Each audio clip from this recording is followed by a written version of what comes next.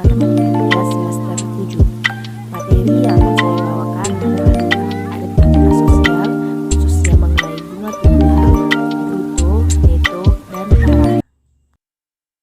Assalamualaikum warahmatullahi wabarakatuh. Waalaikumsalam warahmatullahi wabarakatuh. Apa kabar semuanya? Baik, Bu. Baik, Bu. Oke, hari ini kita ketemu lagi di pertemuan selanjutnya, masih membahas mengenai aritmatika sosial seperti dengan yang minggu lalu. Perbedaannya, hari ini adalah lanjutan materi dari yang minggu lalu. Pada hari ini, kita akan membahas mengenai bunga tunggal, bruto, neto, dan tara. Tujuan pembelajarannya, Ibu harap kalian semua mampu memahami, menjelaskan mengenai aritmatika sosial, khususnya bunga tunggal, bruto, neto, dan tara. Dan mampu menyelesaikan masalah yang terkait dengan aritmatika sosial. Nah, jadi sebelum memulai pelajaran, Ibu harap semuanya dalam kondisi siap menerima pelajaran dan fokus.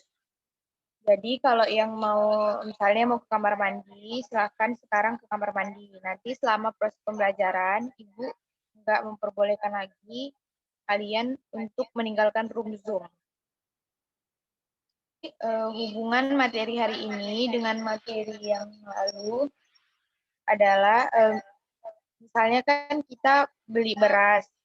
Jadi belum tentu kita beli beras 50 kg, kita bisa jual semua 50 kg itu. Jadi dengan adanya materi ini, kalian bisa tahu berapa banyak beras yang bisa kalian jual, hingga kalian bisa menentukan persentase untung juga atau rugi. Jadi kalian juga bisa memperkirakan berapa harga jual yang akan kalian berikan terhadap barang yang akan kalian jual. Untuk absensi sudah Ibu screenshot dan Ibu kirim ke WhatsApp group. Jadi silahkan sekretaris mendata siapa saja yang tidak hadir. Kelompok masih sama dengan yang minggu lalu, jadi Ibu pakai kelompok yang lalu ya. Iya, Bu. Untuk memulai materinya, Ibu share screen ya sekarang.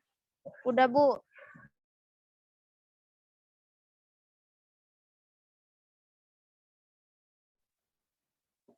Oke, kita mulai ya.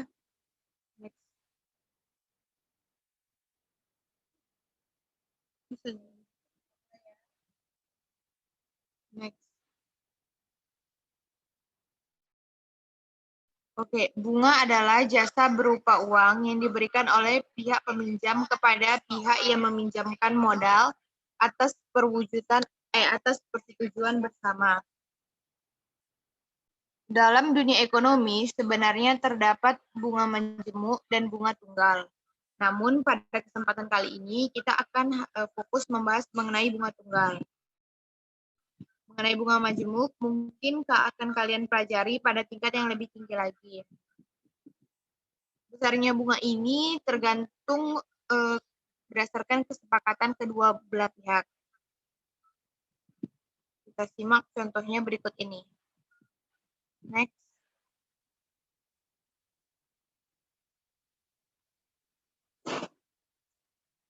Di kasus 1, Pak Adi meminjam uang di bank sebesar 1 juta selama 6 bulan. Selama 6 bulan tersebut, Pak Adi diberikan syarat harus membayar angsuran tersebut selama 6 kali. Atau selama 6 bulan dengan setiap bulannya 1 kali pembayaran dengan besar angsurannya adalah 1.100.000 untuk 6 bulan. Untuk kasus 2-nya,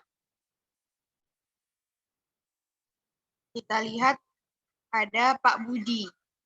Pak Budi meminjam uang sebesar 1 juta selama 6 bulan dengan bunga 24% per tahun. Selama 6 bulan, Pak Budi diberikan syarat harus membayar angsuran tersebut selama 6 kali. Jadi besar angsuran yang harus dibayarkan adalah modal plus bunga.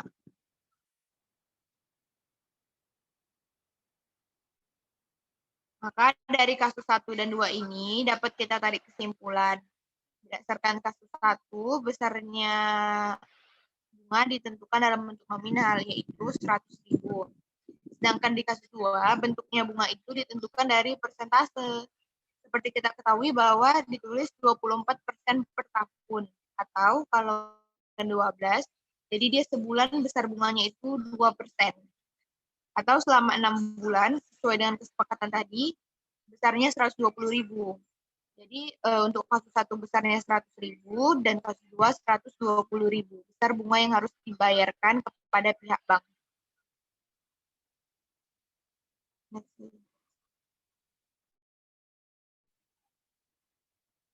Berdasarkan pemahaman ini, kita dapat menyajikan persentase bunga dalam berbagai macam satuan yang lain atau tempo jangka pembayaran si bunga tersebut. Misalnya seseorang meminjam uang di bank sebesar M dengan perjanjian bahwa setelah 1 tahun dari waktu peminjaman, maka harus mengembalikan M plus B, atau M-nya itu adalah pinjamannya, B-nya itu adalah bunganya. Maka jasa bank itu atau upah bank tersebut kita misalkan sebagai B besar per tahun. Next.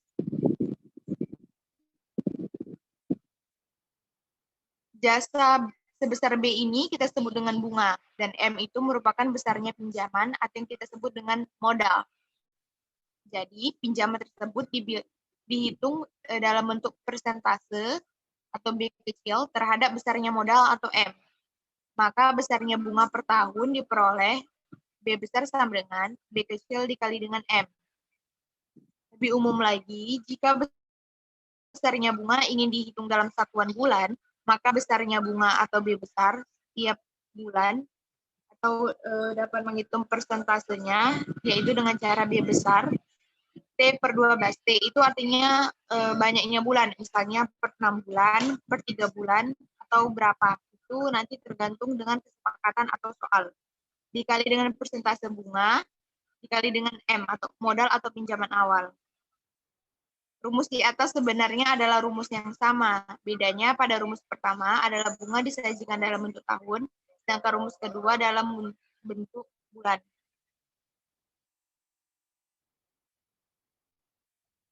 Oke, kita masuk ke bunga tunggal.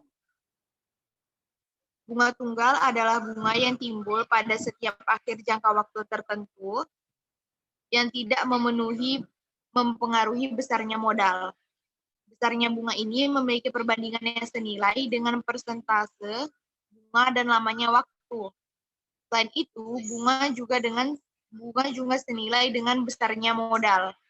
Jika modal sebesar M dibungakan dengan bunga B% dalam setahun, maka terjadi 3 kemungkinan atau 3 rumus. Kalau dia dalam hitungan tahun, maka besarnya bunganya adalah M dikali B per 100 dikali dengan T. T ini waktu. Lalu setelah T bulan, besarnya bunga adalah B dikali M dikali B per 100 dikali T per 12. Lalu kalau T-nya hitungan hari, maka besarnya bunga adalah M kali B per 100 kali T per 365. Kenapa B per 100, Bu? Karena kan B kecil itu adalah persentase bunga, sehingga kalau harus kita cari nilainya kan dia harus persen itu adalah per 100. Oke, selanjutnya. Kita masuk ke contoh. Pak Rudi berencana membangun usaha produksi sepatu di daerah Tanggulan. Untuk memenuhi kebutuhan modalnya, Pak Rudi berencana meminjam uang di bank sebesar 200 juta dengan jangka waktu peminjaman selama 1 tahun. Artinya Pak Rudi harus meminjamkan uang tersebut dalam waktu 1 tahun dari waktu beliau meminjam. Ada 3 bank yang menawarkan bantuan modal kepada Pak Rudi.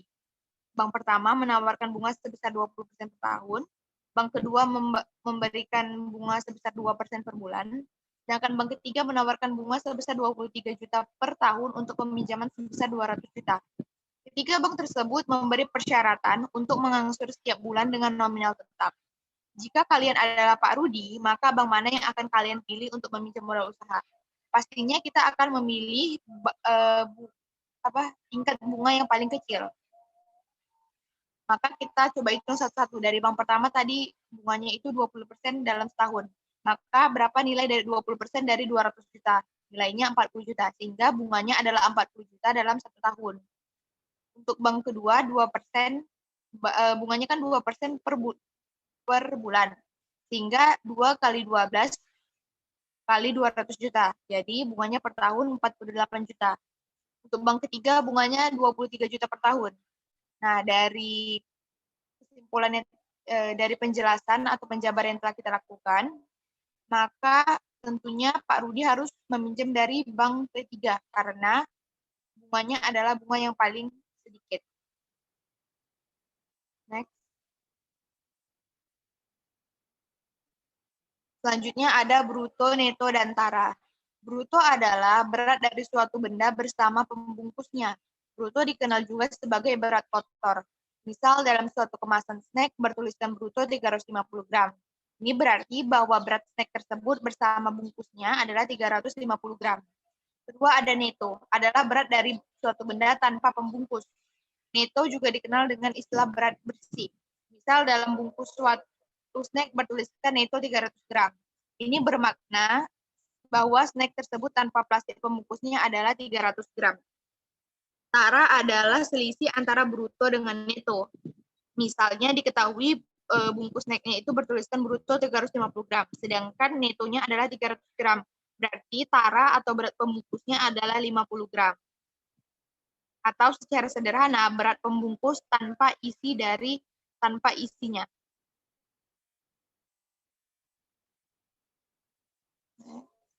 Persentase neto dan tara. Jadi kita misalkan neto itu sebagai N dan tara itu sebagai T. Bruto adalah BR.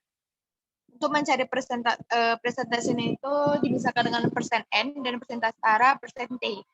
Untuk menghitung persentase neto, kita rumuskan persentase N adalah neto plus dibagi dengan bruto dikali 100%. Untuk mencari persentase tara per bruto dikali 100%. Dalam mengaplikasikan pemahaman tentang bruto, neto, dan tara seringkali terkait dengan harga suatu benda.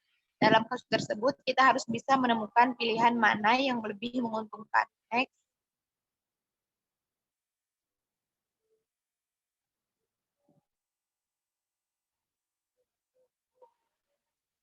Contohnya, Adi berbelanja ke minimarket. Adi melihat ada 3 jenis sampo untuk merek yang akan dia beli.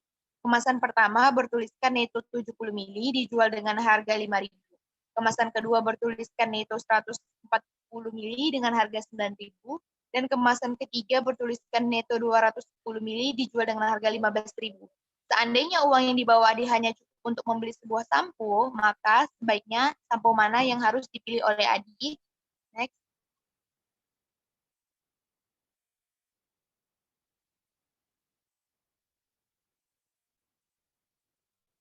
Mati gitu. Ya. Next. Penyelesaian. Oke, penyelesaiannya. Bagi orang yang tidak memahami mengenai neto, bruto, dan tara, maka dia itu kalau beli sampo ya udah beli aja gitu kan, tidak ada pertimbangan. Karena kita udah belajar mengenai bruto, neto, dan tara, maka kita menentukan sampo mana yang paling murah.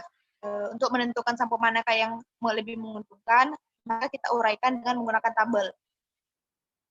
Jadi kita harus cari berapa harga 1 mili dari sampo tersebut. Jadi dengan cara harga plus isi.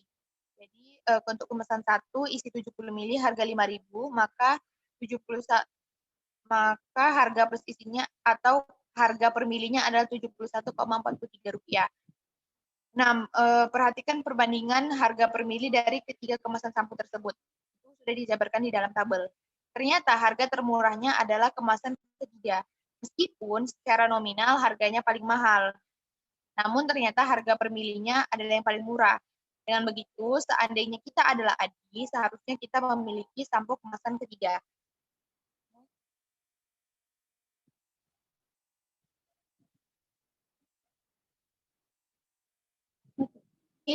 sudah Ibu jelaskan mengenai bruto, tara, dan bruto, neto, tara, serta bunga tunggal. Maka kan tadi kelompoknya udah ada. LKPD kan sudah Ibu share melalui WhatsApp group. Jadi Ibu minta kalian kerjakan LKPD itu. Langkah pertamanya adalah kalian harus mengamati dulu LKPD tersebut. Apa saja yang kalian ketahui, apa saja yang kalian tidak ketahui, dan informasi apa saja yang kalian peroleh dari LKPD tersebut. Jadi untuk itu kalian, jika ada yang nggak diketahui, boleh tanya Ibu, atau boleh tengok melalui buku paket. Jadi kalian bisa kumpulkan informasi sebanyak-banyaknya dari buku paket. Dan dikerjakan secara berkelompok atau diskusi kelompok. Jadi silakan diskusi mandiri melalui WhatsApp group, Ibu tunggu selama 20 menit. Oke.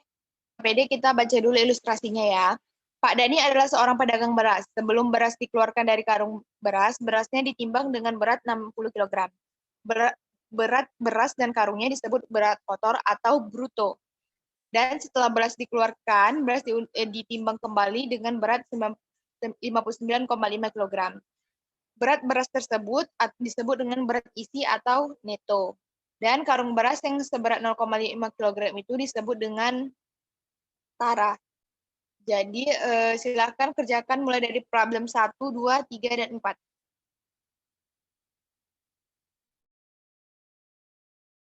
Oke, jadi dari LKPD-nya itu apa ada yang tidak dimengerti atau udah paham semua? Sudah, Bu. Oke, kalau sudah, apakah semuanya bisa ini? Semuanya bisa atau belum? Bisa nggak dijawab soal-soal di LKPD? Atau ada yang mau ditanya? Bisa, Bu. Bu, saya tidak paham di bagian nomor 2, Bu. Saya nggak paham di nomor 2? Oh, nggak. Jadi ada nggak yang bisa ngerjain soal nomor 2 ini?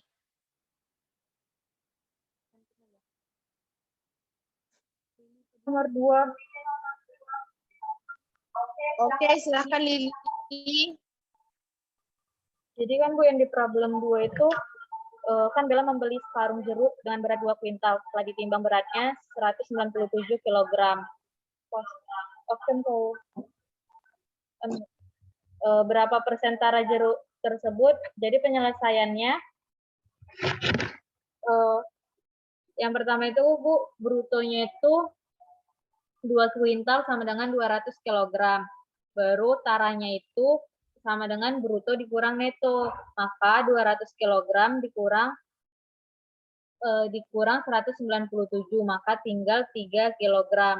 Neto itu kan, Bu, sama dengan bruto dikurang tara, maka 200 dikurang 3 sama dengan 197 kg. Presentasi taranya 3/200%, 3/200 dikali 100%. Maka 3/2. Maka 3/2, kan itu 3/200 dikali 100% kan, Bu. Baru itu jadinya 3/2 dikali 10. Maka hasilnya 1,5%, Bu. Ya, benar. Untuk persentase netonya? Kalau persentase netonya itu kan 197/200% dikali 100%, maka 197 itu per 2 sama dengan 98,5%, Bu. Oke, benar ya. Jadi untuk mencari persentase taranya adalah besarnya tara dibagi bruto dikali 100%. Sedangkan untuk mencari persentase neto dengan besarnya neto dibagi dengan bruto dikali 100%. Maka karena semuanya udah paham, mau kalian untuk orang aja untuk menyampaikan hasil diskusi atau kesimpulan yang kita dapat selama mempelajari tentang materi hari ini. Silakan. Bu, kesimpulannya itu adalah bruto sama dengan berat kotor. Itu yaitu berat karung ditambah berat isi. Sedangkan neto itu sama dengan berat isi. Maka tara itu berat karung. Untuk cara mencarinya itu, Bu, kalau yang bruto itu neto ditambah tara, baru neto itu bruto dikurang tara, sedangkan tara itu bruto dikurang neto. Persenan neto itu neto per bruto dikali 100%. Dan persenan tara itu tara per bruto dikali 100%.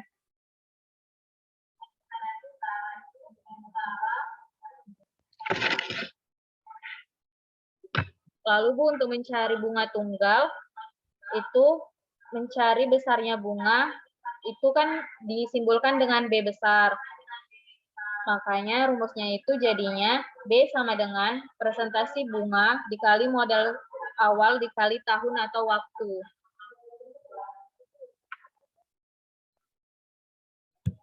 Oke, udah ya, dan sudah disimpulkan semuanya, bagus sekali. Jadi untuk menambah pemahaman kalian juga, Ibu sudah memberikan tugas, silakan lihat dari WhatsApp group, dan kumpulkan sebelum minggu depan melalui Google Classroom. Untuk minggu depan, untuk pertemuan selanjutnya, kita akan membahas mengenai hubungan antar sudut sebagai akibat dari dua garis sejajar yang dipotong oleh garis transversal. Jadi Ibu harap kalian mempelajari tentang materi itu dulu sebelum kita bertemu. Baiklah, Ibu tutup pelajaran hari ini dengan mengucap hamdalah. Alhamdulillahirrabbilalamin.